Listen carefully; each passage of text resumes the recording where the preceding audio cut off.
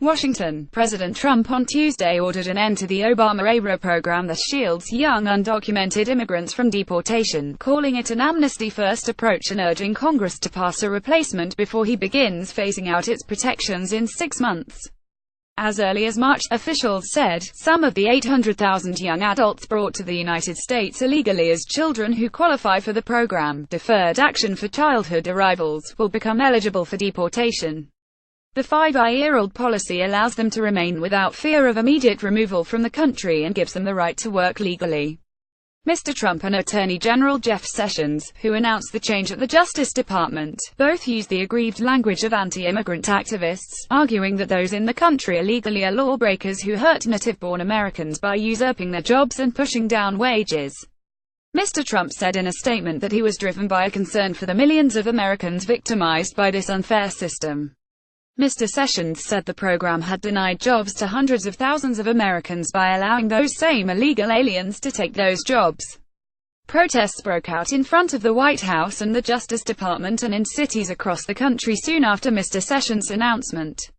Democrats and some Republicans, business executives, college presidents and immigration activists condemned the move as a cold-hearted and short-sighted effort that was unfair to the young immigrants and could harm the economy.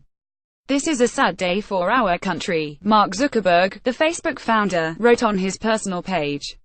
"It is particularly cruel to offer young people the American dream, encourage them to come out of the shadows and trust our government, and then punish them for it." Former President Barack Obama, who had warned that any threat to the program would prompt him to speak out, called his successor's decision wrong, self-defeating, and cruel. "Whatever concerns or complaints Americans may have about immigration in general, we should threaten the future of this group of young people who are here through no fault of their own, who pose no threat, who are not taking away anything from the rest of us," Mr. Obama wrote on Facebook. Both he and Mr. Trump said the onus was now on lawmakers to protect the young immigrants as part of a broader overhaul of the immigration system that would also toughen enforcement. But despite broad and long-standing bipartisan support for measures to legalize unauthorized immigrants brought to the United States as children, the odds of a sweeping immigration deal in a deeply divided Congress appeared long. Legislation to protect the Dreamers has also repeatedly died in Congress. Just hours after the angry reaction to Mr. Trump's decision, the president appeared to have second thoughts. In a later evening tweet, Mr. Trump specifically called on Congress to legalize DACA, something his administration's officials had declined to do earlier in the day. Protesters marched from the White House toward Trump International Hotel on Tuesday after the announcement that the Deferred Action for Childhood Arrivals program was ending. Alex Roblewski for The New York Times. Mr. Trump also warned lawmakers that if they do not legislate a program similar to the one Mr. Obama created through executive authority, he will revisit this issue, a statement sure to inject more uncertainty into the ultimate fate of the young, undocumented immigrants who have been benefiting from the program since 2012. Conservatives praised Mr. Trump's move, though some expressed frustration that he had taken so long to rescind the program and that the gradual phase-out could mean that some immigrants retained protection from deportation until October 2019. The White House portrayed the decision as a matter of legal necessity, given that 9 Republican state attorneys general had threatened to sue to halt the program immediately if Mr. Trump did not act. Months of internal White House debate preceded the move, as did the president's public display of his own conflicted feelings. He once referred to DACA recipients as incredible kids. The president's wavering was reflected in a day of conflicting messages from him and his team. Hours after his statement was released, Mr. Trump told reporters that he had great love for the beneficiaries of the program he had just ended. "I have a love for these people, and hopefully now Congress will be able to help them and do it properly," he said. But he notably did not endorse bipartisan legislation to codify the program's protections, leaving it unclear whether he would back such a solution. Mr. Trump's aides were negotiating late into Monday evening with one another about precisely how the plan to wind down the program would be executed. Until Tuesday morning, some aides believed the president had settled on a plan that would be more generous, giving more of the program's recipients the option to renew their protections. But even taking into account Mr. Trump's contradictory language, the rollout of his decision was smoother than his early moves to crack down on immigration, particularly the botched execution in January of his ban on travelers from 7 predominantly Muslim countries. In addition to the public statement from Mr. Sessions and a White House question-and-answer session, the president was ready on Tuesday with a lengthy written statement, and officials at the Justice and Homeland Security Departments provided detailed briefings and distributed information to reporters in advance. Mr. Trump sought to portray his move as a compassionate effort to head off the expected legal challenge that White House officials said would have forced an immediate and highly disruptive end to the program. But he also denounced the policy, saying it helped spark a massive surge of immigrants from Central America, some of whom went on to become members of violent gangs like MS-13. Some immigration critics contend that programs like DACA, started under Mr. Obama, encouraged Central Americans to enter the United States, hoping to stay permanently.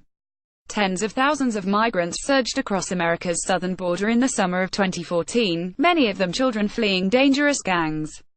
Sarah Huckabee Sanders, the White House press secretary, indicated that Mr. Trump would support legislation to fix the DACA program, as long as Congress passed it as part of a broader immigration overhaul to strengthen the border, protect American jobs and enhance enforcement. The president wants to see responsible immigration reform, and he wants that to be part of it, Ms. Sanders said, referring to a permanent solution for the young immigrants. Something needs to be done. It's Congress' job to do that. And we want to be part of that process. 3 DACA recipients, Sophia Ruiz, left her sister Erica Ruiz and their cousin Marlon Ruiz, listened on Tuesday near Trump Tower in Manhattan to Attorney General Jeff Sessions' announcement.